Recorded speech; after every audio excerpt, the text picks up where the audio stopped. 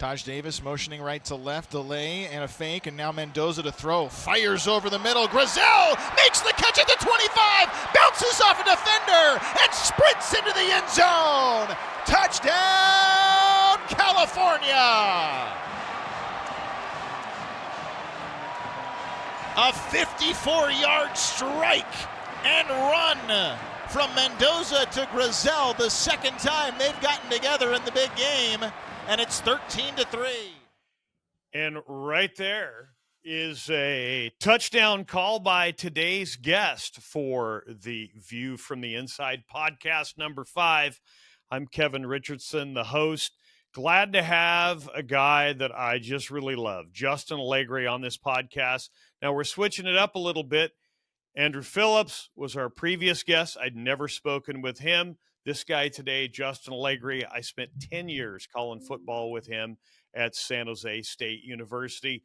Justin is now the voice of the California Golden Bears, also calls games for the San Jose Giants, does the San Francisco Giants post-game show, and if you're a gamer, Sony PlayStation, MLB The Show. Justin does some voiceovers there. Also is the host of the Bear in Mind podcast. And because the world needs another podcast, look for, because football season is getting underway here, the Bears on the Air. That'll be Justin Allegri and Mike Pawlowski, former quarterback for the California Golden Bears and the color man for Cal football. You guys are doing a new podcast, but Justin, man, all that stuff taken care of. Glad to have you on board the View from the Inside. It's football season, and I couldn't think of a better guest. Well, I'm thrilled to be back with you, and it's fun to actually talk on a microphone with you again, because we did that for so long. You know, you mentioned all those things in my career, and you had a major hand in several of those. So always consider you a dear friend, and it's great to be talking to you again on a mic. Well, yeah, this is kind of neat, and I thought it would be really fun for the listeners of our podcast to kind of hear about your career as a broadcaster, because it's super interesting, and really kind of talk about maybe some of the things you did in college to prepare you for this career that you've undertaken, pretty unique career. And then, of course, there's so many things going on in the football world with the Cal Golden Bears and, dare I say, the Stanford Cardinal in the same sentence, but those teams moving from the Pac-12 to the ACC. So lots of moving parts. But let's just start where it began for you. You and I both representing the 831. You're a little further north up in Santa Cruz. But talk about growing up in Santa Cruz. What was it like? Brothers, sisters? Were you one of these guys that loved sports and then became a broadcaster? Or were you one of these guys that always wanted to be a broadcaster, a little bit of both? You know, I thought growing up in Santa Cruz was great, and I still live here, so it kind of tells you what I think about the town. But yeah, I grew up with an older brother and my parents. One was a teacher, one was a social worker for the county of Santa Cruz, and you know, my brother and I, we were addicted to baseball when we were growing up. It's funny because everybody asks, well, you grew up in Santa Cruz, you must have surfed, you must have done something at the beach. I have never touched a surfboard. My brother and I were just so dedicated to playing baseball. That's what we did nonstop. I mean, our summer jobs were baseball camps. So we had a lot of fun doing that. And obviously, you know, he was pretty good. I was okay. And it got to the point where you have to make that decision. All right, do I want to try and keep playing, or am I going to do something else? And for me, that was in junior college, and did 2 years at Cabrillo College in Aptos, just because I didn't really know exactly what I wanted to go into in college. And I found a journalism class at Cabrillo, and I really liked it. So I figured, all right, let me try this journalism thing and see where that leads. And my mom actually gave me the suggestion, hey, you like baseball. If you like journalism, you're pretty good at the talking thing. Why not try doing radio and see if you could do play-by-play? And so I looked up at the colleges of where I could get on the air as quick as possible. And I wasn't going to go to a UCLA or a USC. I wanted a real chance to get on the air quick, because I figured that I'd be a small fish in a big pond at those schools. So narrowed it down to some state schools, and ultimately saw that San Jose State had this broadcast journalism department. They could get students on the air, and went there. And I was on the air in the first semester that I was at San Jose State, and I didn't stop ever since, and really kind of immersed myself in that culture and college athletics at the time, and that matriculated into more and more and more and more and more, and ultimately where I landed the first job. So, growing up, I don't know that I would have thought I would have been a baseball or football or basketball broadcaster, but I love how the path turned out. Well, I'm going to ask you your total number of broadcasts. See if you can actually answer that here in a minute. But I got to go back to those first couple broadcasts. So, did you just slam on the headset, sit down, and start calling a game? Or I know for me, I spent a lot of time in front of the TV set going, okay, let me turn off the sound. Let me see if I can call this game. How did you approach that when you showed up at San Jose State? And originally I did some mental reps. I think kind of naturally you do, right? Yeah. Because one, you're nervous, and so you're thinking, all right, how would I approach this if I'm actually on the air? So I did a lot of mental reps, but I told myself that the sport that I was the most comfortable with was baseball. So I wanted to start there. I didn't want to go into a realm that I didn't play or didn't have a more in-depth knowledge about it. So I remember waiting and saying, I want to get on the air for my first play-by-play job or gig doing baseball. And over the course of the fall semester, I would listen to the other student broadcasters. I was on the air, but I wasn't play-by-play. Okay. So I would listen to the other student broadcasters, and I'd be thinking, all right, what would I do differently? How would I have said that differently? How would I bring in different knowledge or different stats or whatnot? And so kind of got a sense for what the foundation was like. And then when I got into the baseball season that year, you think I prep now, Kevin? Man, I had like this stack of papers next to me that in 45 innings I would have not gotten to all of those stats and numbers and bullet points and whatnot. And it was overwhelming at first, but the bottom line is I knew the sport, so I could at least default to that, and felt like I had enough confidence after the first couple of times to say to myself, okay, I think I could do this, and let's go full bore and see where it takes me. And I haven't stopped since. Yeah, here you sit. Well, so your major, if I recall correctly, was radio, TV, and film, right? Bachelor of Arts, and then I think you had a minor in broadcast journalism. Do you feel like that curriculum helped you out? Because I've always felt like, having done 10 years with you, all that stuff was just kind of stuff that you did. I've always felt like you were a great writer, which made you a great broadcaster, which then, if I ever need to spell anything on Twitter or X, I can just ask you how to spell it. But now that you're gone, I don't have that luxury anymore. But talk about the curriculum. Do you feel like it was the specific stuff around broadcasting, or was it that foundation that you had in really the basics of being able to write? Yeah.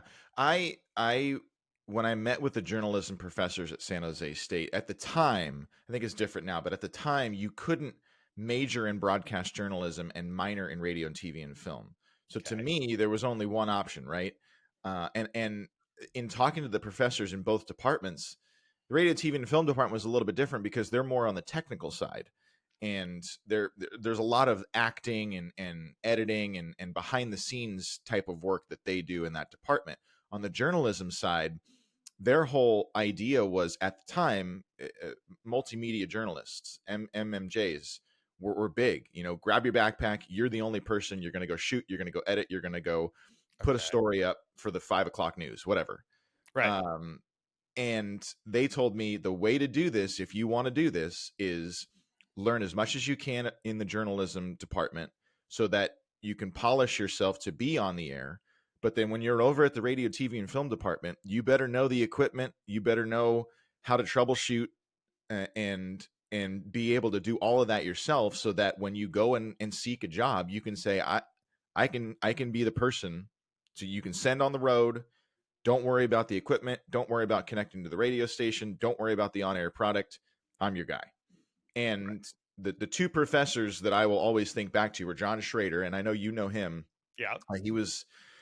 He's still active. He's in Nebraska now, at his alma mater. But he was at the time the Sharks rinkside reporter on TV, and he'd been on TV and radio for a number of years in the Bay Area. But he was the one that kind of refined my broadcasting skills and how to speak on the air and how to write and all that stuff. And he was an invaluable resource. And then Bob Rucker, who was a professor in the journalism department, he was a former CNN correspondent, I think back in the 80s. He was another one that really kind of drove that home. And so that was the foundation. And then at the radio, TV, and film department, I learned how to get myself on the air and then how to troubleshoot, which is, as you know, almost as much important as everything else. So yeah, that's kind of, I think back to, I think we all do when we go through college. You think back to certain professors that got through to you, and there were 3 or 4 really, really good ones that got through to me and got the right points across to make me succeed. Right. Well, so then let's ask that question, because a lot of these guys claim they're serious about being a broadcaster. And I'll always ask, well, how many football games have you done? How many basketball games? And if they can't come up with the number, I'm not sure how serious they are, right? Yeah. Because if you know the number of broadcasts, then you're dialed into every detail about what you're broadcasting, if you will. For me, 187. When I get on the mic this fall, it'll be my 188th broadcast. What are the numbers for you? And of course, you do basketball for Cal, and you also do the baseball. And I'm sure that baseball number is insane. Wait, time out a second. You're going to get to 200 this year in football? I guess if we got to if I call a bowl game, I would be at 200. Yeah. That's kind of cool. That is really cool. That is really Yeah. cool. Well, one thing that you've given me a lot of suggestions over my career, and so many of them have been outstanding. One of them, one of the first times we met, you said, "Hey, you're going to thank me later, but keep track of the amount of broadcasts you're going to be doing." And so I do have the numbers now. Baseball is a little bit different. Right. It's a little bit harder to track. And we're talking as a professional, not as a student broadcaster. Right. So, yeah. You're getting paid money to broadcast. Right. So I've got 131 football under the belt. Right on. And then 393 in basketball. Wow. Is what the total is right now. Yeah. And there might be a few more in there just because I think I've called some TV games that I didn't count. But as the voice of a Division I program, it's 393. Now baseball, it's, I don't know, it's probably somewhere in the 400s. I don't know. It's a lot. Right. So you make this, you work at San Jose State, basically 10 years, and you did everything. You were producing the weekly show for athletics. You're calling football, you're calling basketball, you're involved with all the other broadcasters. And then a year ago, you make this move to the University of California, which is a place which sounds odd because I'm a Stanford grad, but it's near and dear to me. My grandfather was a quarterback for the Golden Bears, actually beat USC as the starting quarterback back in the day. My brother was a track athlete at Cal. He threw the javelin. So it's a place that's near and dear to me. And in spite of, I think I was 3-2 against the Golden Bears in the 5 years that I was at Stanford. But you make this step to what you call now the Power Four. It used to be the Power Five, the 5 major conferences in college football. Now it's 4 conferences, and we'll talk about conferences in a second. But what's the biggest difference when you move from a San Jose State level to a University of California, Berkeley level as a broadcaster? Well, I think that's a twofold answer because there's the personal difference in the job responsibilities, and as you kind of alluded to, and I don't know that a lot of people really knew, but when I was at San Jose State, we go back to what I was taught in college. Try to do as much as you can to improve, who you are. Well, at the end there, I was in charge of 212 multi-camera broadcasts, and then 70 radio broadcasts, and 5 sports had video board shows. Right. And it was me. Yeah. So it was getting to be a little much. Yeah. So when I made the transition over to Cal, it was, hey, you are going to be our voice of the Bears, and you are going to come in, you're going to call games, you're going to come to events, talk to fans, talk to donors, whatnot. Make sure that the broadcast product on the radio is as high of quality as it can be. And so the focus immediately for me turned to this funnel of, now I can just think about my broadcasting calls on the air and how I can make it sound better as a group. Right. We work as a group with analyst, sideline reporter, engineer, producer for football, sideline or analyst, and a producer and engineer for basketball. So all of those team members have to think as one. And last year, while it was a quick change for me, I got hired in August last year, so we had to hit the ground running. I really felt like it kind of hit stride late in the season, and now I'm really looking forward to the second season. But the biggest thing to me is just the scope of the organization and the process is so much different at the Power 4 level. You have more resources, you have more fans, you have better facilities, and it just is kind of this bump up and an exponential move there. And I thought it was funny. You mentioned it's near and dear to you. I was sitting as your broadcast partner for 10 years, hearing all these stories about Stanford. And when I said, "Hey, Kevin, I think I might get offered this Cal job," and you started spewing these stories about the Bears, and I didn't know you had them in you. So it was pretty cool. Yeah. Yeah. Well, so, and talking about that job at Cal, you took over for a guy, Joe Starkey, and Joe was broadcasting at Cal, I think, before you were born, literally, right? Yeah. I mean, I'm not well before. I'm not being funny, right? No. I mean, so a legend that you took over for. Talk about that transition a little bit. Yeah, 48 years he was on the mic for the Bears. Right. Darn near half a century. Yeah. He's to me, he's synonymous with Bay Area football, because you have him as the voice of the Bears. A lot of college football fans know his voice, even if they don't know his name, because of the play. Yeah, I'm aware of the play. Yeah, the band's on the field. Yeah, I don't want to rip that Band-Aid off again for you. Yeah. But a lot of NFL fans, and especially Bay Area NFL fans, know him from the 49ers. I mean, he had the heyday of Montana and Rice and Young and those Super Bowl runs. So to me, it was like, oh gosh, I don't want to be this guy that's coming in and pushing Joe Starkey out of the way. I don't want to be seen as that, because it's not. It was a long tenure for him, and it was time to make that change. So I immediately reached out to him as soon as I got the job, and I wanted to make sure that he knew that it wasn't me saying, "Here I come, I'm going to replace you, Joe." Yeah. And he was outstanding. And one of the first things we did is I asked him if he wanted to still have a role in our pregame show, and he is a wealth of knowledge. He can recall anything and everything Cal football. So I said, naturally, it would be great to have you on as of this date in Cal football history with Joe Starkey. And he graciously agreed to do it. And we would record every week. And I'm telling you, the easiest 3 minutes of the week was me setting up the phone call with Joe and just saying, "Hey, what do you got?" And he would just go. Right. And he would hit that 3-minute mark every time. Such a pro. Like, so it's been fun. It's been fun to get to know him a little bit more too. I just kind of met him in passing before. But now, and you also kind of understand what he meant to Cal fans. Right. Because through the first year, it was, hey, you got big shoes to fill. Hey, this is a big job after Joe Starkey.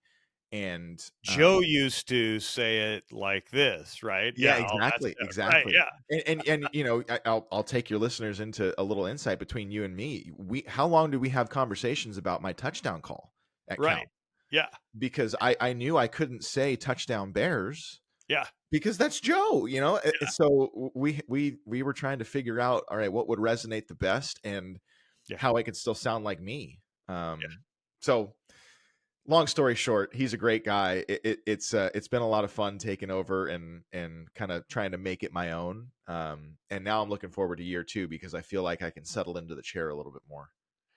Now, is there anybody out there, and I honestly don't know the answer to this question as much time as you and I spent together broadcasting, and as much as I'll harangue you on a weekend, college football weekend. You know me, I listen to probably 15 different broadcasts Oh on a yeah. Saturday on the way to my broadcast.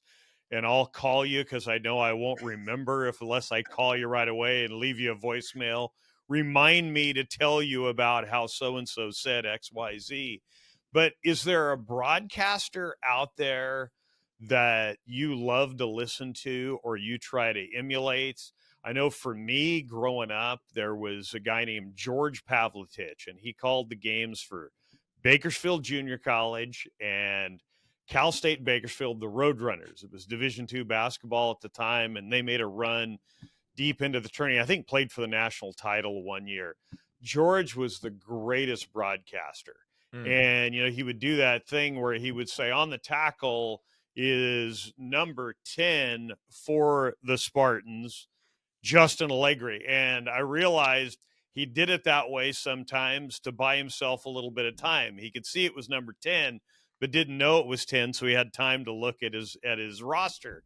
But he was always my favorite, and I have this old grainy tape of him calling actually a couple of high school games that I played in.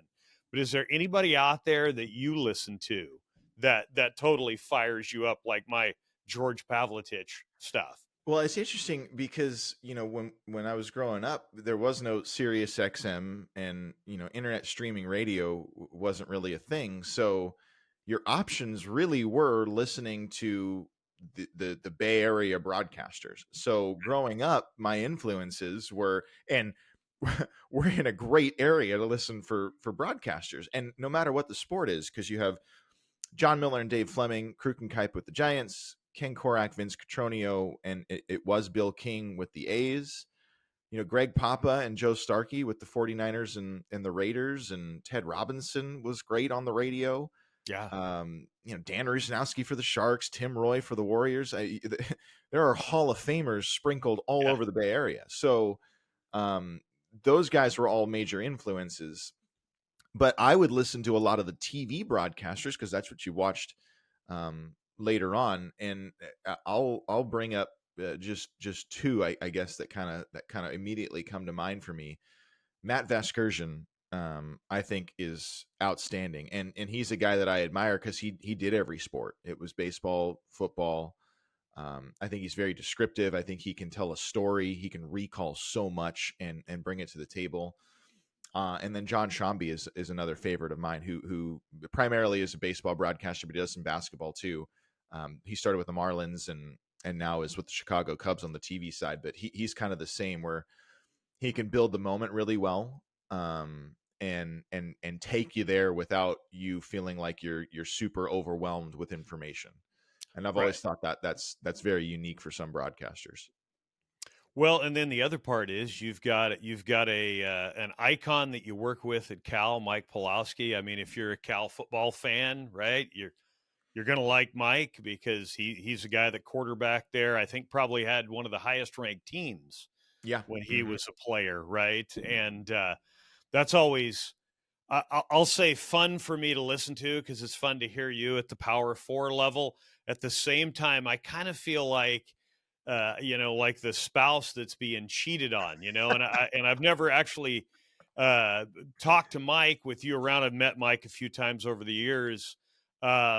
So I'm excited for that time where I actually get to meet him with you in the room, just so I can kind of mentally work with that, because after 10 years, you'll be calling a game, he'll say something, and then I'm thinking, okay, this is the perfect thing to counterpunch with. And then I realize, well, this isn't Justin and Kevin anymore. This is Justin and Mike. But Mike's got to be a lot of fun to work with. He is a lot of fun. And the two things I was most concerned about in my first broadcast with the Bears were, one, saying Spartans at any point in time. Oh, gosh, right? Yeah. And two, saying Justin Allegri along with Kevin Richardson. I I mentally had to really prepare for Yeah. that. Um, but Mike has been great, and the thing about Mike, that looking back on the first year, I really valued was that he took me in. You know, Mm, he was working with Joe Starkey, like we talked about, for forever. And you're right. I mean, the fans really, really resonate with Pulaski, not only because he's a player and he's in the Hall of Fame, and but because he's been on the air for so long. And right.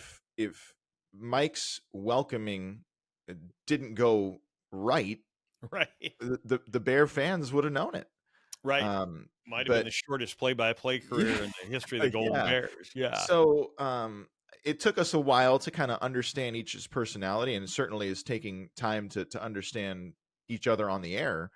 But I continue to tell him that one of the biggest things that he did for me is just let me be me early Right. on. Yeah. And now that'll even get better, I think, in year two. But he's been great to work with, and he's also a guy that, for me, like I said, I came in August, and there's a lot of faces and names that I did not know. Right. And I was trying really, really hard, but when you're getting all these names thrown at you, it's like, okay, who are you again? I'm sorry, what's your position? Right. What years did you play? And Mike would be the first person to grab my arm and take me over and say, hey, this is so and so. He does this, or this is so and so, and she's a donor for this. And it was great, because I needed that in the Right. first year. Right.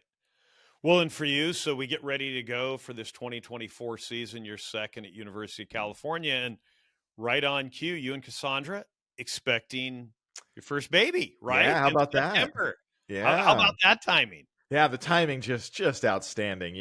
That's how it works. I've talked to multiple people in the industry, and they go, you can try and time that differently, right? Yes, thank you. Yes, yeah. Due date September 23rd. So looking forward to it. Now the bye week is September 28th. So If you time uh, that up, you'll look like a genius. That's yeah, perfect. No yeah, pressure yeah. on Cassandra there. That's for sure. Exactly, But, exactly. yeah, yeah. Well, that'll be a great that'll be a great part of the story here, right? Yeah, As a broadcaster, kind of working through that thing, and you got to remember: are you going to try to send that kid to Stanford? You're going to try to send that kid to Cal, San Jose State? Like you've got all these decisions that I'm sure Mike Pulaski will help you through, and I'll weigh in along the way too, right? yeah. We'll have all the advocates for different universities at that point in time, and who knows where we'll be in college at that point. I don't know. Um, but one thing that's kind of interesting. I always knew you as a broadcast partner, and when I made the transition over to Cal, one of the concerns of mine, and I shared this with you, Yeah, was I'm going from state of California benefits full-time job to a contract position. right, And so then I think I even said, Kevin, I need you to put your financial advisor hat on for me. right, And we need to talk this through. And you've been great in that regard, because that transition in my head was stressful. right. And there was several concerns, and it ended up being just absolutely fine because you helped. But now I ask you, college planning. Oh, that's right. Yeah. See, I need to be the closer and think about, yeah, you're having a baby, you have to think about saving for college. See, that's the interesting discussion, because we always talk about in the financial advisory business the time value of money. Well, the biggest issue there is time, right? How much Mhm. can you compound the money that you have invested? So remember, there are no loans for retirement, but you can get loans for college. And think of it like this: the player to be named later, this baby that's going to show up in September, right? Since we're talking sports here, if you think about 18 years before they go to college. So let's say that you and Cassandra were saving 10,000 a year at 8% return. Again, all of this hypothetical, none of this guaranteed. We're just trying to say, okay, Right. here's an example. But 10 years at 8%, or I'm sorry, 18 years, 10K a year at 8%, you'd have $374,000. And you say, okay, well, gosh, we could save that and then pay for Stanford. Heaven knows is probably going to be double that in 18 years. The other way to look at that is say, well, if we max out our retirement and say we'll pay for college later, how does that work from a time value standpoint? Well, you think about that $374,000 that you will have accumulated in the next 18 years. And if I remember right, you're in your late 30s. So if we worked you until you're 67, full retirement age, if you will, and you took that 374,000 when the player to be named later gets in college, and you say the money that we're spending to save for retirement, we're going to now use that to pay for college. But this 374K is going to continue to grow for retirement. Well, if you do kind of the rough, napkin calculation there, you'd have about $1 million if you save $180,000 over the next 18 years. Now, it sounds counterintuitive. Oh my gosh, what do we do for college? Well, you're going to put no money into retirement while this player to be named later is in college, and you'll pay for college that way.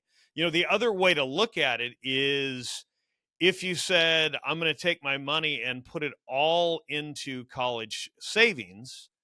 Well, to get that $1 million for retirement, if you start saving 18 years from now, you're going to have to save $46,000 a year until you're 67, because you'll have about 13 years left. It's $590 some thousand, right, that you'll have to save to get to $1 million to get to retirement. So it's kind of counterintuitive, but we always tell people max out your retirement savings no matter what. Deal with college when it gets there. Now, if you've got extra money after college savings, then yeah, clearly you want to look at like a 529 plan that grows tax deferred, just like an IRA. I always kind of tell people, think of it as like a 401k for college. And kind of a cool thing with that we're going to start hearing about over the next year. We've got this thing called the estate tax exemption, and it sunsets next year, which realistically it means estate taxes are going way up. Therefore, people are going to try to push money out of their estate. But if you've got a 529 that a grandparent that has done real well wants to finance, they can actually front load like 5 years worth of gifts. Well, the gift limit is 18 grand right now. So you can put 90,000 into a 529 account for a potential student and let that money grow tax free. They also changed some of the rules on that on a 529 if there's some left over, which normally there's not because college is so expensive. But you can turn up to 35,000 of a 529 into a Roth for that beneficiary. So that's kind of cool. So 529s, we'll talk about that. You and I can talk about that quote offline. Offline, yes, offline. A couple other things people talk about: education IRAs, uniform trust to minor accounts. To me, those are vehicles, but one is kind of outdated. Education IRA, you can only put $2,000 a year into that. Uniform trust to minor account, the money is theirs. So when the child turns 18, if they don't go to college, then the money is theirs, and you don't know where that money is going to go. The other thing you can do if you want to get real tricky, I'm kind of a geek. I like using tax-free municipal bonds, zero coupon bonds. And basically, you buy a bond that pays no coupon. It trades at a huge discount. The growth is tax-free. So you don't actually have to put it in a 529. You actually hold it in maybe your own joint account, or hopefully you've got a trust to do that. But I hope that makes sense. But yeah, you want to make sure you're funding retirement first, and then save less for retirement when the player to be named later is in college. If you've got extra money, yeah, you want to figure out a way to use a 529 to help you with the tax load on that. If that this is why I ask you. These are all the things we talk. We talk broadcasting and we talk finance when we're and you just mentioned trust, because I would imagine that's what we're gonna have to set up once the player to be named later, as you say, joins our roster. Yeah, well, so that's another great question. Look at me, how remiss I am with my duties here in terms of telling you all the things that you need. But yeah, we always tell people a revocable living trust is something you want if you have a liquid net worth of more than 100,000, you own a home, and you have children. And you could actually, if you don't own a home but you've got kids and you've got a liquid net worth of over 100,000, I think a trust makes a ton of sense. Full disclosure with us, we don't do living trusts. We actually refer people to attorneys, or we have a relationship with a company called Trust and Will, which is an online process for getting a trust and a will knocked out. But yeah, that's something that you're going to want to get set up. And people will always say, if I've got a trust, does that mean if something happened to us as parents, then we know who the guardian is for our child? And the answer is yes and no. That's not listed inside the trust, but if you're with an attorney that knows what he's doing, or a company like Trust and Will, you'll not only do the living trust that has to do with your assets, and your child isn't an asset, right?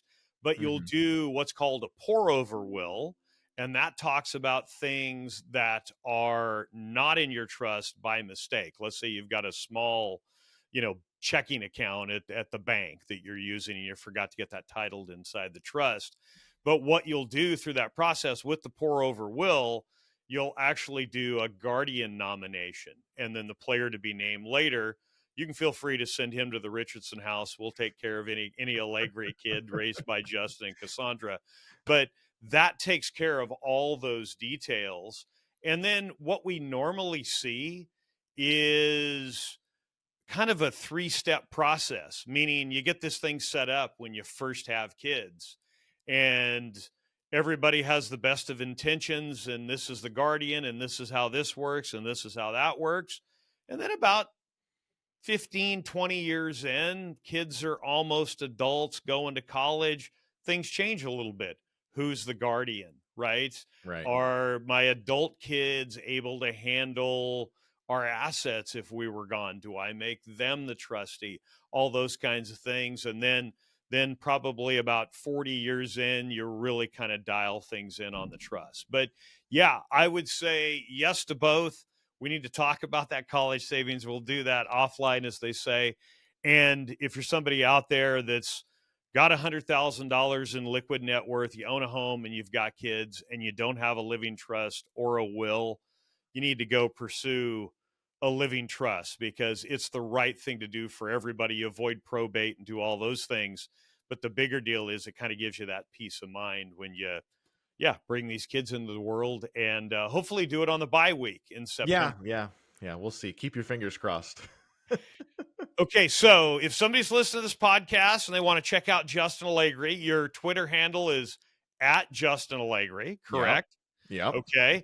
And they can find this new podcast, The Bears on the Air. I'm hoping that big game week, maybe you bring in a Stanford guest. And if you do, I hope I'm on that list. If only I could think of one. And then if somebody just wants to listen to Justin Allegri's work because maybe they haven't heard you on the radio, I always think of that.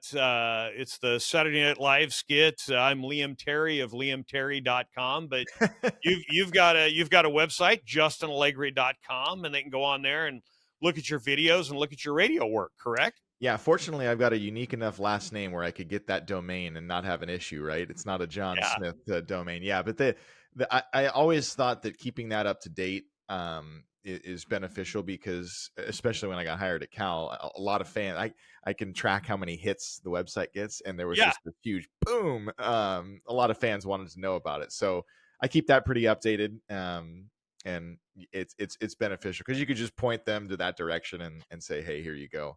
It's funny, I was actually in Fresno this weekend calling a game against the Fresno Grizzlies, minor league baseball, and they get some pretty good coverage down there because of the market. And one of the reporters came up to me and was saying, well, where's Joe Rizzo? He's the primary voice, and he was with the San Francisco Giants at the time. And I said, well, I'm here, and I do, I don't know, about half the games or so, something like that. And they said, well, do you have a card? And I pulled out the card, and it has the QR code on there. Okay. And they thought that was the coolest thing. Oh, nice. Nice. And the QR code takes them to the website. So, yeah. Right on. Well, I sure appreciate your time. It's always fun talking to you, whether we're on mic or off mic. You were awesome last year. You and Mike Pulowski killed it. I want to wish you guys a great 2024 season. Big game. I'll probably pull for Stanford, but the rest of the time, I'm definitely a Golden Bear fan.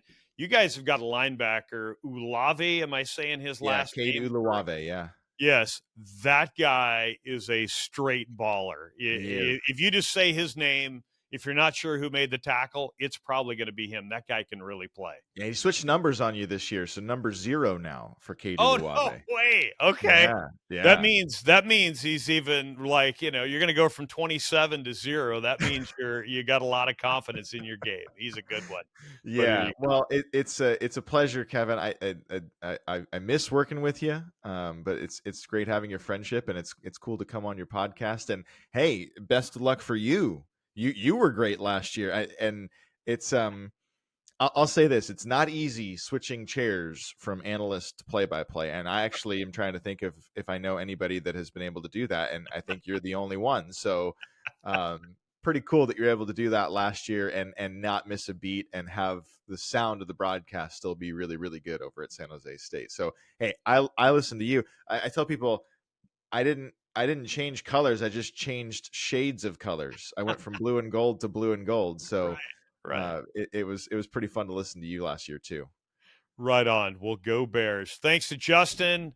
Want to appreciate you coming on board. And best thing you can do, give us a follow on this podcast. And if you've got any financial questions, the stuff we were talking about today in terms of college funding or estate planning, just give us a call, 831-717-1144. You can shoot us an email, krichardson@tackwealth.com. On behalf of Justin Allegri, our producer, Bill Tucker, and the good people at Proudmouth, thanks for tuning in, and so long until next time. Thank you for listening to the View from the Inside podcast with Kevin Richardson. Click the follow button to be notified when new episodes become available. To ask questions about topics covered during the show, head over to www.tackwealth.com. And don't forget to check the show notes for additional contact information. Kevin Richardson is a registered representative with and securities offered through LPL Financial, member FINRA SIPC. The opinions voiced in this podcast are for general information only and are not intended to provide specific advice or recommendations for any individual.